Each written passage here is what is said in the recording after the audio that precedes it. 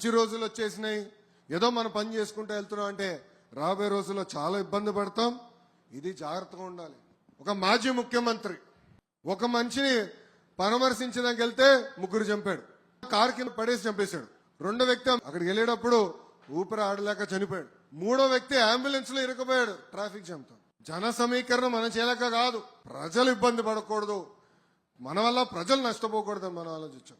అరే ఒక కార్యకర్త కార్ కింద పడితే కనీసం దిగి చూసే మనసు లేదండి.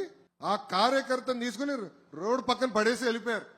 అదే కానీ దిగి చూసి హాస్పిటల్ పంపించుంటే ఆ వ్యక్తి ఈరోజు బతికే పరిస్థితి. ఆయన ఈరోజు ఎవరిని పరామర్శిస్తున్నాడు? బ్లేడ్ బ్యాచ్, గంజాయి బ్యాచ్. మన తెల్లానికి వెళ్ళింది ఎవరండి? గంజాయి బ్యాచ్. మీ నాన్నగారు ముఖ్యమంత్రిగా ఉన్నప్పుడే 164 మంది తెలుగుదేశం పార్టీ కార్యకర్తలను చంపేశారు. ఆనాడే భయపడలేదు. ఈయన రపరపకు భయపడతావా?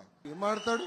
బాబు గారిని బయటికి రాకుండా గేట్కే తాళం వేశాడు. ఆయన తాడు కట్టాడు, ఈయన మాడతాడు.